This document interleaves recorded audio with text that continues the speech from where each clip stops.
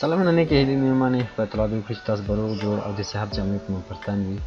زما سیول زما نن یو ځل بیا غواړم تاسو ته یو کوچنی بل سیریز راپیل کړم. هغه سیریز چې په هغو کې به موږ دا زده کوو یو یوټیوبر چې کله یو یوټیوب چینل مخته بیول غواړي نو هغه باید کوم مراحل طی کړي تر څو پورې خپل یوټیوب یو بریالي مقام یا هم یو ښه ځای ته ورسوي. نو د هغو دپاره لومړنی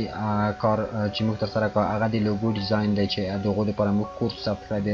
د الستور مربوط کورس یې کولی شئ هغه تعقیب کړئ. دوهم قدم کې ویډیو ایډیټ کول دی چې د ویډیو ایډیټ دپاره موږ د کمپیوټر اسټوډیو مکمل په 14 جلسو کې سره د پروژو چې یو کورس څنګه ثبت کیږي او څنګه یو کورس ایډیټ کیږي هر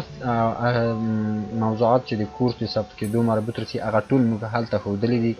او په همدغه ډول دریمه کومه مهمه موضوع چې ده هغه د یوټیوب چینل لپاره د کاور پیج جوړول دي چې څنګه ډیزاین کیږي او په کومه اندازه سره موږ کولی شو چې کاور پیج ډیزاین کړو یا هم هغو ته کومه اندازه ورته ونیسو ځکه زیات مشکلات یا زیات وخت په همدغه ډول پوښتنې له موږ څخه کیږي چې دغه اندازه د دغه یوټیوب چینل د کاور پیج دپاره څومره ده ځکه هغه که مطابق د موږ اندازې رانشي نو هغلته تاسو نشي کولی چې خپل کاور پیج هغو ته ځای په ځای کوئ هغلته ولګوئ نو د موږ مطابق به تاسو سایز ورکوئ تر څو پورې جوړ کړئ او په همدغه ډول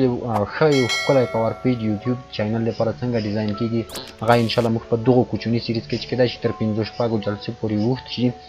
تاسو ته یې ښیو. نو لومړنۍ جلسه کې به زه تاسو ته یو کوچنی ډیزاین د کاور پیج دپاره د یوټیوب چینل د کاور پیج دپاره وکړم. که چېرته جلسه ډېره اوږده شوه نو دوهم برخې ته بیا واړوو چې انشاءالله یعنې په دغو دوو برخو کې به موږ کوشش کوو تر څو پورې یو مکمل د یوټیوب چینل دپاره کاور پیج ډیزاین کړو یا یې جوړ کړو او په همدغه ډول هغه اړوند ټولې پوښتنې چې په د همدغو مطابق د موږ څخه شوي هغه به انشاءالله په همدغو برخه کې یا په همدغو جلسه او درس کې تاسو ته جواب کوو. نو راځئ د موږ سره اوسئ تر څو پورې موږ دغه کورس تاسو سره یو ځای را پیل کړو قدم په قدم باندې. نو راځئ سکرین ته زما سره یو ځل مو بیا سکرین ته ښه راغلاست وایم. نو راځو موږ په نننۍ پروژه باندې پیل کوو چې غواړم مخکې له دې نه چې دغه پروژه موږ را پیل کړو یو څه لنډ وضاحت تاسو درکړم چې په دغه پروژه کې موږ څه کړل غواړو یا د موږ هغه اساسي هدف څه شی دی. دغه پروژه چې موږ د استاد د محترم جمشید رسا لپاره ځانګړې کړې ده نو غواړو چې د یوټیوب لپاره نو یعنې مخکې موږ یو کورس جوړ کړی و چې د یوټیوب اړوند سیټینګ وکړي. مثلا موږ چې کله یوټیوب جوړ کړو هغو ته د ویډیو اپلوډ کول او په کوم ډول باید اپلوډ شي کوم شیان باید په نظر کې ونیول شي یعنې د یوټیوب اړوند هغه ته دونه مخکونی کوم کورس چې دی که چېرته تاسو هغه نه وي کتلی نو خامخا هغه تاسو درسره تعقیب کړئ. یعنې لومړۍ برخه د موږ هغه وه. دوهمه برخه یې بښنې سره د موږ دغه ده چې موږ د خپل یوټیوب چینل دپاره یوه ښکلې لوګو یو کاور پیج د یوټیوب چینل دپاره او په همدغه ډول د ویډیوګانو لپاره ښکلي تمرینونه ډیزاین کړلی شو. نو په همدغو اساس باندې موږ دغه سیریز د یو څو ویډیوګانو به چې وي موږ راپیل کړو یعنې د هر یوټیوبر لپاره د ما په نظر باندې چې یو ستر چیلنج او یا هم یو ستونزه ورته پېښ کولی شي هغه دغه برخه ده. مثلا دوی ښه استعداد لري خو دوی نشي کولی مثلا چې دغه په ښه ډول سره تمنیل ورته جوړ کړو هغو ته یو ښه ډیزاین وکړو. نو موږ غواړو چې په همدغو برخه کې تاسو سره کار کوو. یعنې موږ دغه کوم سیریز چې د یوټیوب را پیل کړی تقریبا په دې سره به نو انشاءالله چې یو مکمل شي یوه برخه مې انشاءالله مکمله شي. یعنې مخکې یو کورس و د موږ د یوټیوب اړوند سیټینګ و چې مثال کله موږ یوټیوب د صفر څخه را شروع کړو تر دې پورې چې هغو ته ویډیو ور واچوله. دوهم برخه د موږ دغه ده چې تمنیلونه ورته ډیزاین کوو او په همدغه ډول د هغو دپاره لوګو ځینې نور اړوند شیان چې د یوټیوب لپاره کارول کېږي. او درېیمه یې هم موږ پوسټ کړې ده چې هغه د کمپیوټر اسټوډیو درس دی. مثلا موږ د یوټیوب چینل لپاره څنګه کولی شو ویډیو ایډیټ کړو په ډېر ساده ډول سره. ما د هغو مکمل کورس سره د 3-4 پروژو ثبت کړی یوټیوب چینل ته ماچولی دی. کولی شي چې تاسو د هغو ځای څخه هغه کوم پلیلیست موږ د کورس چې دی هغه هم در سره تاسو تعقیب کړئ. نو راځو موږ په خپله نننۍ دغه ویډیو چې ده یا همدغه جلسه چې ده په دو باندې پیل کوو. نو ټول نه د مخکې په لومړنۍ ویډیو کې موږ غواړو چې یو د یوټیوب چینل لپاره یو کاور پیج ډیزاین کړو. یعنی هغه کور پیج چې موږ د یوټیوب شاته ګورو کله چې موږ یوټیوب چینل جوړ کړو نو په هغه کور پیج کې به موږ د یوټیوب اړوند یو څه معلومات وي یا به دغه وضاحت وي. نو د کار د اسانتیا لپاره ما ځینې کارونه د مخکې څخه کړي دي. نو دغه د کړو طریقه تاسو ته ښایم. ټول نه د مخکې تاسو بلمړی یو پروجیکټ راواخلئ. راځم کنټرول اف اته باندې تاسو کله کلیک وکړئ تاسو پر راشئ امپورټ ته. تاسو چې په هر شی باندې کلیک وکړئ دغه اړوند سایز تاسو کتلای شئ. فیټ او هایټ دی. فیټ چې دی هغه 10 انچه دی مو نیولای او باید تاسو هم 10 انچه ونیسئ او دغه لوړوالی یا هایټ چې دی هغه 12 انچه مو نیولای دی. نو وګورئ ځکه چېرته په کنټرول یعنی تاسو چې کله شروع کوئ یا تاسو به راځئ فایل کې به په نیو باندې کلیک کوئ یا هم کنټرول ان باندې به تاسو کلیک کوئ. نو زه کوشش کوم چې د شارټکټونو څخه ډېره استفاده ونه کړم ځکه کیدای شي تاسو ته یو څه ستونزه جوړه کړه تاسو په هغو باندې پوه نه شئ. سمه ده. نو راځو ټول نه د مخکې تاسو په نیو ډاکومنټ کې هغو ته سایز واخلئ چې په کوم سایز کې د یوټیوب چینل لپاره موږ کور پیج جوړولی شو. نو د هغو لپاره مهم دی سایز یې مهم دی ځکه که تاسو غلط سایز ونیسئ تاسو له یو ډول ستونزې سره مخ کیږئ. نو زه غواړم چې د مغو ستونزې اړوند تاسو ته یو عکس هم وښیم چې موږ غوښتل تاسو ته یې په ژوندۍ بڼه هغه وښیو. نو د ټول نه د مخکې به تاسو دوی ته سایز انتخاب کوئ. د هغو کوم پراخوالی چې دی 10 انچه او لوړوالی چې دی 12 انچه باندې به تاسو ونیسئ. نو که چېرته تاسو په سانتي متر متر او په نورو واحداتو باندې کار کوئ نو تاسو کولی شئ چې دلته خپل هغه واحدات هم څنګه کوئ تغییر کړئ. نو راځو په کریټ باندې کلیک کړو. کله چې تاسو پروژه د ځان لپاره جوړه کړله نو د دغو شیپ یا هم د دغو پروجیکټ کوم سایز اړوند چې دی دغو به یو شیپ واچوئ. نو زه غواړم همغه تصویر زه تاسو ته وښیم چې مثلا که چېرته تاسو د هغو مطابق ولاړ نه سئ نو له کوم ډول مشکلات سره تاسو مخ کېدلی شئ. سمه ده. نو موږ منتظر پاتې کړو تر څو پورې دغه کوم تصویر یا سکرین شاټ چې موږ د یوټیوب چینل د هغو حالت نه اخیستی چې کله موږ غوښتل چې هغو ته خپل د کاور پیج موږ اپلای کړو. اما کله چې موږ سایز د هغو په نظر کې نه وانیولی یعنی د هغو مطابق هم نه وکړی نو موږ له دغه ډول ستونزې سره مخ شو. وګورئ کاور پیج موږ د خپل هغو اندازې څخه ډېر لوی نیولی و یعنی د دغو نه بیرون هم د موږ ځینې لیکنې ډیزاین مربوط شی و. د ټي وي دپاره یعنی کوم چې کله چې تاسو یوټیوب چینل په تلویزیون کې راخلاصیږي هغه به دغه ساحه ښودل کېږي. وګورئ تاسو خو یې درکولی شئ د ټي وي مربوط. د ډیسک ټاپ کوم مربوط چې ده هغه دغه ساحه ده. وګورئ سمه ده یعنی دغه ساحه کې شامله ده تر دغه ځای پورې او د آل ډیوایس دپاره چې په هر ډیوایس کې ښودل کېږي هغه دغه ساحه ده. سمه ده. نو سایز مهم دی. کوشش وکړئ چې تاسو هغې ته سایز ورکړئ یعنی بې سایزه کار مه کړئ. راځو شیپ را اخلو. سمه ده. نو د کار د اسانتیا دپاره ما د مخکې څخه 3 واړه شیپونه رااخیستي دي. لومړی هغه اصلي شیپ وایم. د مثال په ډول سره زه دغه شیپ غواړم چې دلته تاسو ته راواخلم. نو راځو موږ په دغه باندې کلیک کړو ریکټینګل باندې او دلته اپلای باندې کلیک کړو. نو که چېرته موږ پروژه کې خپل د اندازهګرۍ واحد انچ نیولی نو دلته به هم په انچ وي. نو د هغو دپاره موږ کوم د هغو پراخوالی چې وه 10 انچه وه او کوم لوړوالی چې وه 12 انچه وه مطابق د هغو موږ یو شیپ را اخلو. وګوره دا عین شی د هغو مطابق یو شیپ دی. نو زه دلته کالر ورتغیروم او کوم سټروک چې دی هغه له منځه وړم په دغه ډول سره. سمه ده. سټروک موږ له منځه یې وړو. راځو وګورئ دا یعنی فکس د دغو دی. وګورئ په دغه ډول سره. نو راځو دلته یو ګریډینټ را اخلو. نو د ګریډینټ لپاره ما د مخکې څخه دلته یوه نمونه رااخیستې ده. غواړم چې د دغو نه دلته تاسو ته استفاده وکړم. یعنې د موږ دا ګریډینټ خوښ شوی دی خو تاسو کولی شئ د خپلې خوښې وړ ګریډینټ په دې کې اضافه کړئ یا یې واچوئ. سمه ده. نو زه راځم غواړم چې دغه ګریډینټ دلته هم ورته اپلای کړم.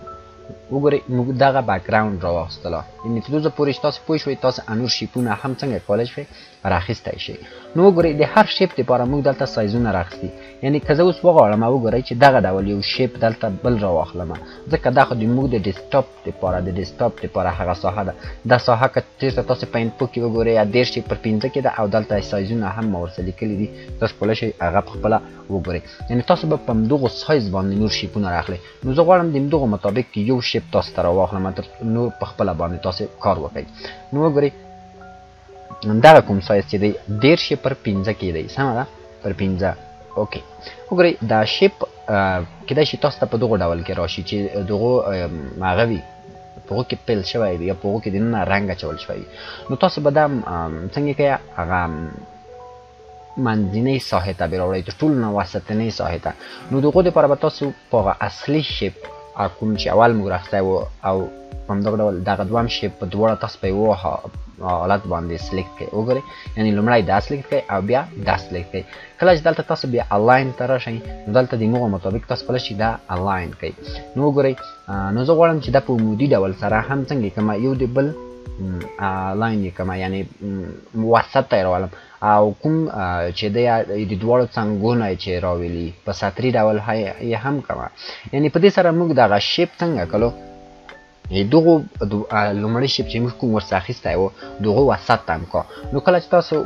له دغه ډول حالت ته مخ شوئ نو تاسو صرف دواړه شیپونه واخلئ او دلته یې داسې ځای په ځای کوئ وګورئ هغه لومړنی شیپ څنګه شو د موږ ورک شوله نو په دغه ډول تاسو باید شیپونه 3 شیپه ټول واخلئ نو هغه د ما د مخکې څخه رااخیستي دلته تاسو کتلی شئ زه اوس که دې ته پیل ورکړم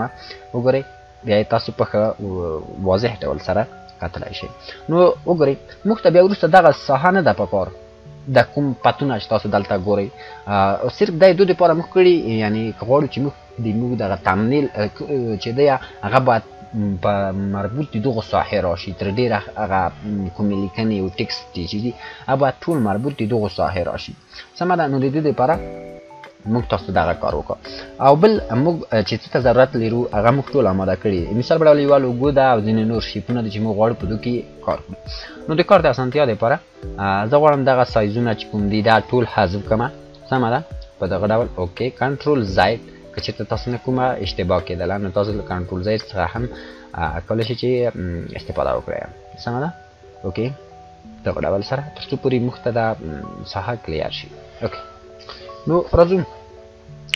یو قدم مخته ځو وګورئ تاسو باید دلته لیکنه ولرئ د مخکې څخه ما لیکنه ورته اماده کړې وي چې مثلا تاسو د دغه کوم یوټیوب چینل چې مخته وړئ مربوط یې څه شو دی آیا د زده کړو دی آیا د مثلا د نورو تفریحي خپرونو دی آیا د سیاسي یا هم نورو اړوند خپرونو دی نو په دغه ډول سره تاسو باید دغو هغه کومه موضوع چې دا د مخکې څخه په نظر کې رسول نیسئ نو زه راځم د مخکې نه چې دلته متن وکړم زه یو څو شیپونه راخلم تاسو چې کله ریکټنګل ته راغلی تاسو به دلته یو شیپ ورته دایره ډوله یا الیپس شیپ راواخلئ نو وګورئ تاسو باید شیفټ بټن نیولی وي که شیفټ بټن نه نیولې نو دغه ډول ستونزې سره تاسو مخکې راشئ شیفټ بټن چې کله تاسو ونیسئ نو تاسو به یو منظمه دایره دلته منځته راوړئ سمه ده نو په دغه سره دغه کومه دایره چې ده تاسو باید څنګه کوئ وسط د دغو شیپ ته یې کوئ په دغه ډول یعنې د دغو کوم شیپ چې دی د دغو باید وسط ته دغه دایره شي نو کله چې تاسو دغه دایره ونیسئ وګورئ دلته چې څنګه دغه مرکز ته شي مرکز تاسو پیدا کړئ هلته مشته کېږي ورته سنټر وګورئ دغه مرکز دی دغه کوم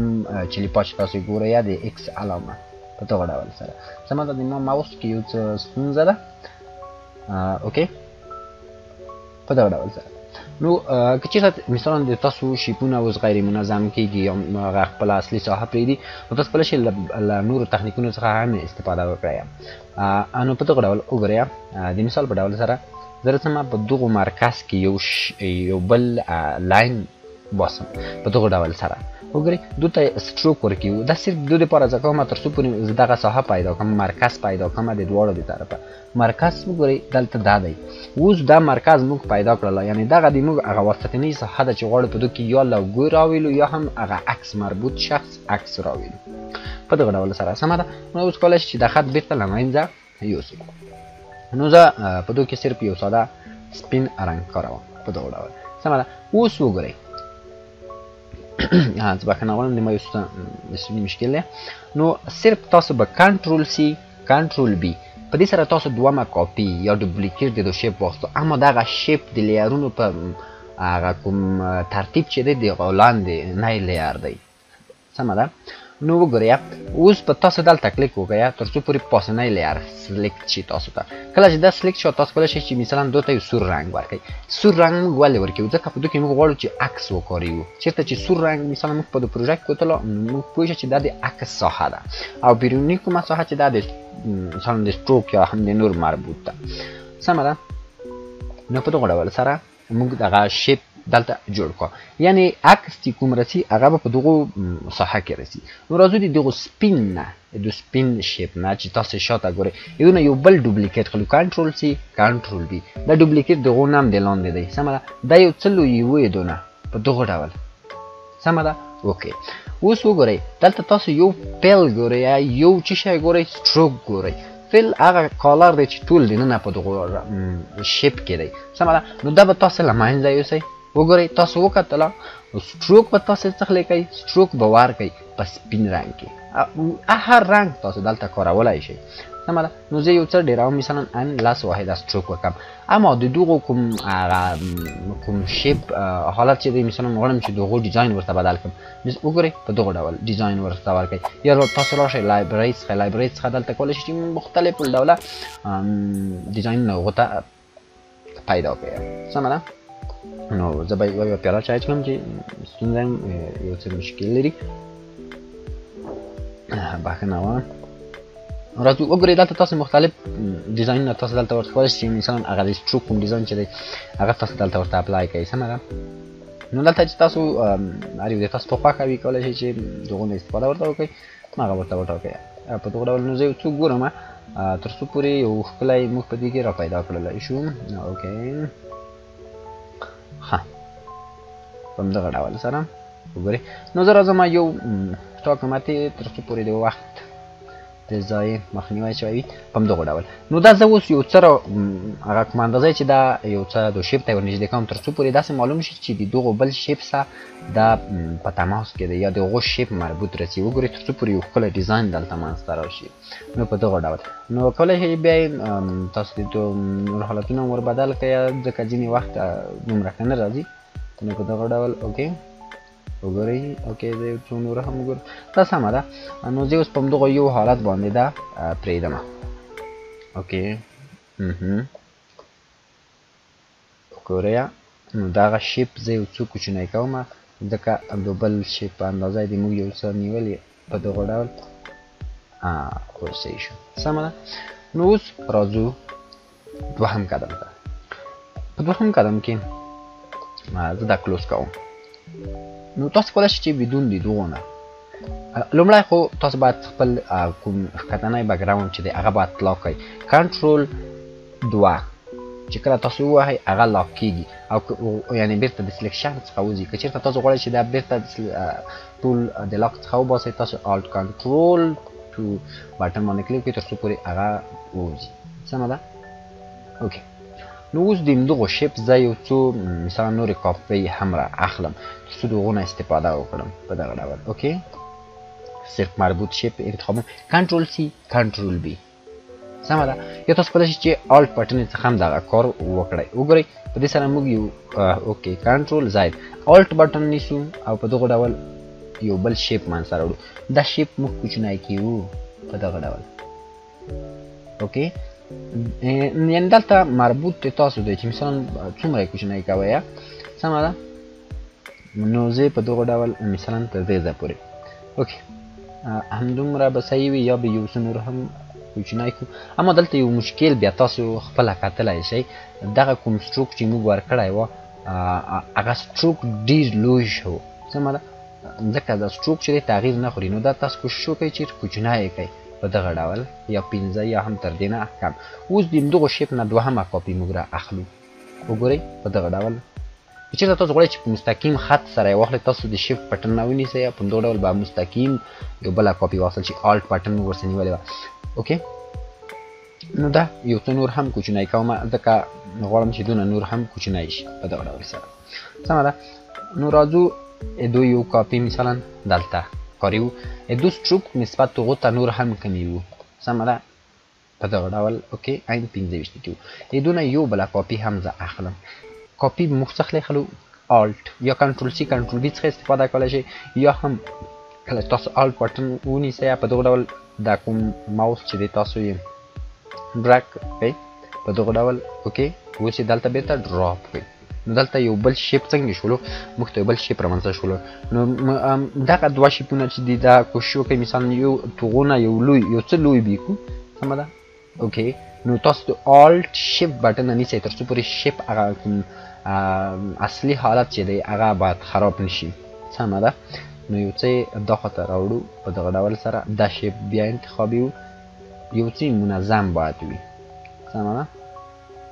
اوکې په دغه ډول نو تاسو کولی شئ مثلا د دو هغه کوم د سټروکونه چې دي هغه بیخي له منځه یو څه مشکل نه لري لیاب ډیزاین کېدای شي تاسو ته ښه معلوم شي سمه ده نو اوس وګورئ اوکې دا یو څه نور هم ښکته راوړو په دغه ډول سره د دو اوس یو بله کاپي اخلو موږ دا ګروپ کې یو کنټرول سی جی تر څو دا یو ګروپ شي وګورئ کله چې ګروپ شو دا ټول په یو ډول سره موږ کولی شو چې انتقال کړو اوس موږ راځو دلته په دې باندې کوم چې دی رایټ کلیک کړو راځو وګورئ مثلا دوی یوه داسې کاپي را اخلو تر څو پورې هغه ریفلکټ د هغو وي د هغو برعکس حالت وي وګورئ تاسو پریویو ته په نظر کې ونیسئ وګورئ نو موږ دا کاپي کیو اوکې نه یعنی یو دوه را اخلو کله چې دا کاپي شوه تاسو شیفټ بټن ونیسئ او په دغه حالت کې دا څنګه کې تاسو په دغه رقم یې ډراګ کړئ لومړی چې کله تاسو دې ته حرکت ورکړو شیفټ بټن ونیسئ وګورئ دا اوس د مسیر نه نوځي ګټه یې همدغه ده څومره اندازه کې چې دلته دو شیپ ته نږدې کړی او په موږ اندازه کې دلته هم ورته نږدې کړي یعنې ډېر لوی او ډېر پارک ونه کړو یا ورته نږدې شي یا ډېر ته لرې شي سمه ده ځکه بیا هغه اصلي ماهیت دی ډیزاین چې دی هغه یو څه خرابېږي سمه ده نو اوس راځو یو بل لاین را اخلو یا هم د پین څخه هم تاسو استفاده کولی شئ په پی باندې کله چې کلیک وکړئ پین راځي نو وګورئ دلته به تاسو هغه سنټر دی هغه پیدا کړئ د مربوط شیپ وګورئ دا هغه مرکز دی سمه ده راځو اوکې راځو وګورئ دلته یو لاین څنګه شوله ډیزاین شوه نو اوس موږ راځو بیا د فین څخه استفاده کوو وګورئ د مثال په ډول دو ځای زه یو نقطه را اخلم تر دې ځای پورې وګورئ دا یو څه نو پین که چېرته یې پین په کارونه باندې نه پوهېږئ تاسو کولی شئ د موږ تېر شوي درسونه وګورئ ځکه هلته موږ په دې باندې په وضاحت سره خبرې کړې دي اوکې وګورئ نو دلته د مخکې څخه یو انکر پاینټ وه ځکه دا مشکل دلته منځته راغله سمه ده نو تاسو وګورئ زه غواړم چې دا لاک کړمه وګورئ سین راځو دغه نقطه ټاکو همدغه ځای سمه ده وګورئ دا یو کوچنی شیپ شوله چې موږ مثلا دلته ډیزاین کړو دغه شیپ باید د ټولو نه ښکته وي د لیرونو په ترتیب سره نو که چېرته تاسو راشئ لیرو ته او د دوو هغه شیپ چې تاسو وګورئ د دغه تاسو کوم شیپ چې دی دغه دی نو دا به تاسو ونیسئ تر ټولو ښکته به یې راوړئ بدون د بیکګراونډ سمه ده یعنې د بیکګراونډ نه ښکته باید رانیسي په دغه ډول سره سمه ده تر څو دلته معلوم شي ښه راځو اوس په دو کې یو ګریډینټ موږ کاروو راځو دلته په ګریډینټ باندې کلیک کړو کله چې موږ په ګریډینټ باندې کلیک وکړو وګورئ دلته ګریډینټ ته اپلای شو اما یو ګریډینټ موږ دا نه غواړو موږ دلته یو ساده ګریډینټ په دغه ډول غواړو او په هغو کې موږ غواړو تغییرات راوړو 90 درجې کې وو 90 درجې والي کې وو ځکه چې عمود شي د رنګ سمه ده کله چې تاسو وګورئ دا رنګ څنګه شوله عمود شو اوس د سپین رنګ چې دی د دو کومه اوپاسیټي چې دا موږ یا یې صفر کې وو یا یې لاس کې وو تر څو ډېره ښکته شي او دغه تور کوم رنګ چې دی دا موږ کنورټ کړو سپین رنګ ته وګورئ په دغه ډول سره نو موږ دلته یو شیپ منځته راوړله وګورئ په دغه ډول نو اوس وګورئ دا د دو کومه دغو ټوله اوپاسیټي چې دا زه ښکته راوړم ډېره یې ښکته راوړم عین تر دې ځای پورې تر څو دا ډېر خپ شي سمه ده نو کولی شئ د دو ګریډینټ کې نور هم تغییرات راوړئ نو زه راځم یو څه نور تغییرات په دو کې راوړم ګریډینټ باندې کلیک کړو په دغه ډول سره دو کوم ګریډینټ چې وه لاس موږ نیولی وه دا بیخي زه صفر کوم سمه ده تر څو پورې دو ځایونه دا هغه ورک شي رایټ په دغه ډول سره سمه ده او دلته راځو دغو کوم اوپاسیټي چې دا مثلا 90 درجې یا 90% کې په دغه ډول سره. نو د دغو ګریډینټ چې د دو سټروک شته، سمه ده. په اول قدم کې به تاسو سټروک له منځه یوسئ، ځکه په ګریډینټ کې سټروک د مشکلاتو سره تاسو مخ کوي په دغه ډول، سمه ده. وګورئ مخکې دلته تاسو کوم سټروک چې و هغه وروست معلومدار. نو راځو دونه یو کاپي اخلو، یو کاپي دې نه اخلو، کنټرول سی، وګورئ کنټرول بی، دو کاپي واخیستل شوله خو شاته لیر. نو راځو دلته کلیک کوم تر څو د مخکونی لیر انتخاب کړو او بیرته موږ راځو دلته موږ چې کوم سلیکشن دی ډایرکټ سلیکشن په نامه باندې دی، په دو باندې موږ کلیک کړو. دغه کوم انکر پوینټ چې دی په دو باندې موږ کلیک کړو تر څو پورې موږ دو تغییرات راوړو. وګورئ کله چې په دغه انکر پوینټ کې موږ تغییرات راوړو، مثلا شیفت بټن نیسو اند ته دوزه پورې دغه ساحه راوړو، دغه کومه نقطه چې ده یو څه دا خطه په دغه ډول سره اوکې، یا یو څه اندازه نوره هم هغه فرق تاسو د ډیزاین مربوط دی. وګورئ دلته ډېر ښکلی ډیزاین دلته رامنځته شوله. نو موږ وغوښتل چې مثلا دغه کار وکړو. اوس راځو موږ په همدو باندې کلیک کړو، ډبل شیپ هم ورسره کلیک کړو او دغه کوم شیپ چې دی دم سلیکټ کړو، سمه ده. وګورئ اوس ټول شیپونه څنګه شول سلیکټ شول، یعنې په دغه ډول هم تاسو کولی شئ سلیکټ کړئ. بیا موږ غواړو مثلا د دو کوم هغه اضافي ساحه چې ده هغه له منځه یوسو. نو راځو موږ اوکې په الټ بټن باندې کلیک کړو، اوکې وګورئ نو دغه ساحه چې ده دا زه له منځه وړم. کله چې الټ بټن زه ونیسم هغه د مثبت څخه چېرته ځي منفي ته، نو په دغو ځای باندې چې زه کلیک وکړم دغه ساحه به څنګه شي له منځه به ولاړه شي. نو د ما هدف همدغه و چې دغه ساحه زه څنګه کړم له منځه یې یوسم. نو اوس زه راځم دونه یو کاپي اخلم، دواړه شیپونه سلیکټ کړو، وګورئ سمه ده. دونه کاپي اخلو لومړی ګروپ کې وو او د دونه اوس زه څه شی کوم یو کاپي اخلم، کنټرول سی کنټرول بی، یا بدون د کاپي څخه هم تاسو کولی شئ چې په دو باندې رایټ کلیک وکړئ او ټرانسپرنټ ته راشئ او دغه عین شی ریفلیکټډ یې کړئ، یعنې د دو هغه په آینه کې چې څه ښکارېږي نو په مغه ډول سره دونه به یو کاپي واخلئ کافي. کله چې تاسو کاپي واخیستله وګورئ تاسو به دا موو کړئ، اما څخلی به موو کړئ شیپ بټن به تاسو نیولی وي تر څو د خپل مسیر څخه ونه وځي. اوکې وګورئ کنټرول زید، کله چې تاسو موو کړه بخښنې سره مغه شیپ موو کیږو، شیفت بټن به تاسو نیولی وي تر څو پورې بیرته دغه حالت ته راوړئ. نو دا اوس یو هغه ساده حالت یا ساده ډیزاین دی موږ شوله چې موږ دته وغوښتلو وکړو. اوس راځو کوم ابجکټونه چې موږ لاک کړي وو بیرته د لاک نه وباسو. مثلا لومړی دغه خط چې کوم دی لاین چې دی پین باندې موږ چې اصلی وه لومړی دا حذف کول غواړم. وګورئ دا سلیکټ کوم او دا موږ له منځه یې وړله حذف مو کړه. راځو بیا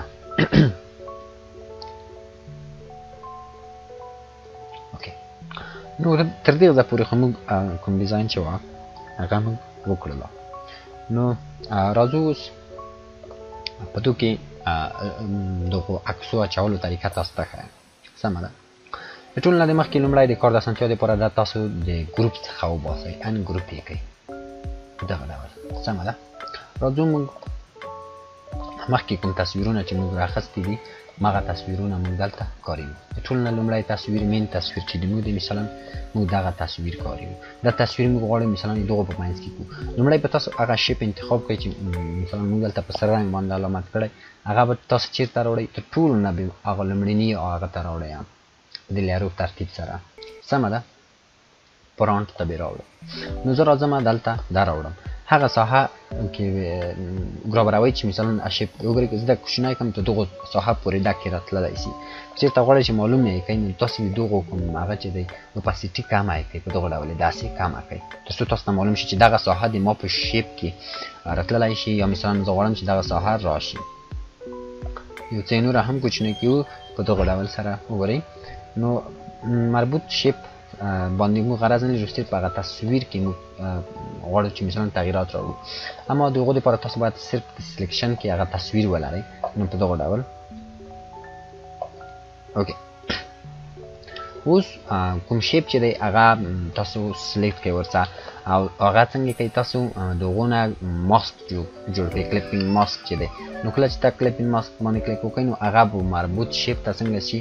ور اډ بشي. نو اوس د دې دپاره چې تر څو موږ په سرعت سره کار کړی وي نو زه هغه یو څو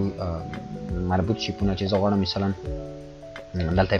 په دغه ډیزاین کې وکاروم هغه زه ډېر په چټکۍ سره دلته راوړم نو په دغه ډول سره تاسو کولی شئ هر یو شیپ په تاسو څنګه کوئ راوړئ به تاسو د هغو د شرکټونو څخه هم استفاده کړلی شئ نو راځو بیا ځلې خو وروسته هم تاسو کولی شئ په دوی کې تغیرات راوړئ د مثال په ډول سره که زه چېرته دا وکړم نو مثلا غواړم په دوی کې بیا تغیرات راوړم تاسو به راشئ په دوی باندې به ډبل کلیک وکړئ کله چې ډبل کلیک وکړه بیا به مربوط شیپ انتخاب کړئ نو په دغه ډول سره تاسو کولی شئ چې مثلا هغه شیپ کوم چې دی په هغو کې تغیرات راوړئ یا یې کوچنی کړئ یا هم یو څه اندازه لوی کړئ په دغه ډول سره اوکې نو تاسو بیرته په سکرین باندې ډبل کلیک وکړئ تر څو پورې هغه لومړنی حالت ته وګورسي په دغه ډول راځم زه بل شیپ را اخلم د مثال په ډول سره دوهم شیپ چې زه دلته کارول غواړم مثلا دغه دی بدون د څخه تاسو مثلا وغواړئ چې ډېر ساده ساده شیپونه په هغو کې وکاروئ هم تاسو کولی شئ چې هغه وکاروئ یعنې د تاسو ډیزاین کیدای شي فرق ولري نو مهمه نه ده چې څه ډول تاسو هغه دی ورته طبیعت سمه ده نو زه دا سلیکټ کوم تر څو پورې دا پرانټ ته راوړم ټول نه په دغه ډول اوکې شیپ په ډیزاین نه خوراوئ چې بیا مشکل درته جوړولی شي سمه ده اوکې کلیپینګ ماوس دا یې هم بل شي اما دغه کوم ګریډینګونه چې دي تاسو یا دا سټروکونه چې دي دا تاسو کولی شئ له منځه یې یوسئ یا غواړئ چې په ساده ډول یې ولرئ هېڅ دا ګریډین هغه مثلا تاسو نه غواړئ چې هغه ورکړئ یا کوم هغه سټروک کې کوم بل ډیزاین چې دی داسې ساده هم تاسو کولی شئ مثلا چې د تاسو طبیعت وي نو تاسو له دې نه هم کولی شئ چې استفاده وکړئ راځو دوهم شیپ یا تصویر اخلو د مثال په ډول سره دغسې تصویر اخلو نو دا سایزونه یو څه لوړ دي کوچني دي ویې په دغه ډول سره اوکې نو راځو د ما په نظر باندې د باید لرې وکړو تر څو یو څه سمپل ساده معلوم شي اوکې په دغه ډول سره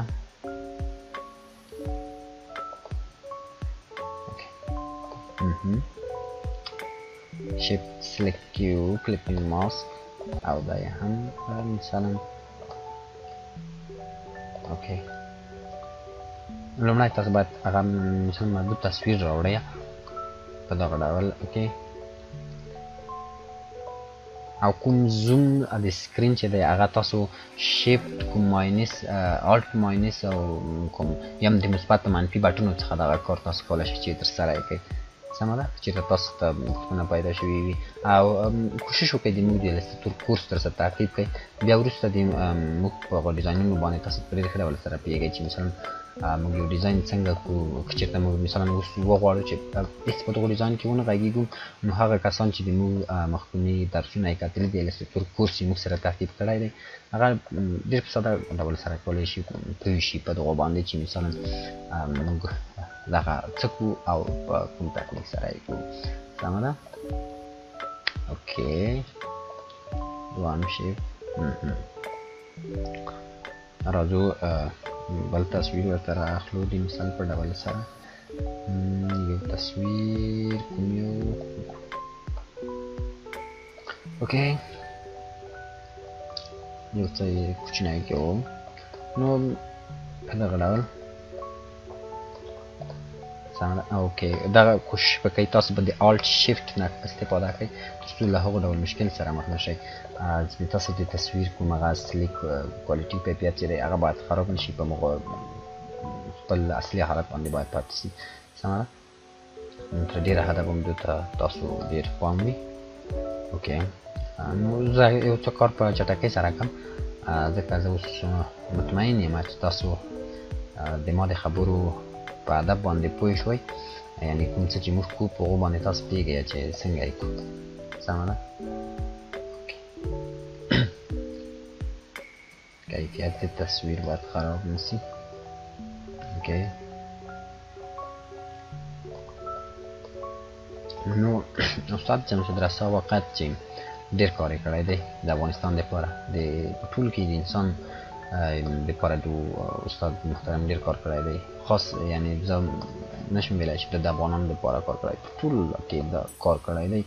ټولو خلکو لپاره یې کار کړی دی. د ده لیدونکي چې دي د ډېرو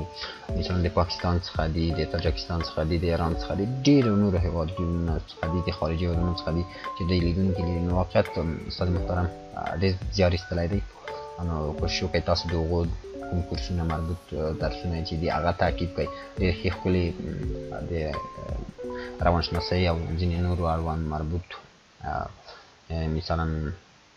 دغه د کانکور درسونه دي، د مکتب د اول لومړي صنف څخه یې نیولې عین تر 12مه پورې د مکمل درسونه جوړوي او جوړ کړي دي. په دې برخه کې کار کوي. استاد محترم ډېر کار کړی دی. نو کوشش وکړئ تاسو هم دغو درسونه درسره تعقیب کړئ. سمه ده؟ نو واقعیت یو ډېر هیلپفول چینل دی د استاد محترم استاد جمشید رسا. کله چې جمشید رسا ډاکټر جمشید رسا چینل سرچ کړئ او دغو نه پس کله چې استفاده وکړئ درسونه یې وګورئ. سمه ده؟ نو په دغه ډول سره نو نه غواړم چې زموږ جلسې ډېرې اوږدې شي. نو تر دې ځایه پورې زموږ لومړۍ جلسه وه د یوټیوب اړوند ډیزاین. نو انشاءالله کوم ډیزاین چې پاتې دی هغه په راتلونکي جلسه کې تاسو ته تکمیلوو. نو تاسو کولی شئ چې زموږ دغه درسونه له خپلو ملګرو سره شریک کړئ تر څو پورې هغه کسان چې غواړي په یوټیوب کې کار وکړي یا په یوټیوب کې پیسې وګټي نو لطفا تاسو کولی شئ دا ورسره شیر کړئ. دا د هغو سره یو مرسته او کومک دی. نو تر بلې او راتلونکي جلسې پورې تاسو په پاک رب سپارم. چې چاره ولرئ. ښه ده. وباد اوسئ. خدای پاک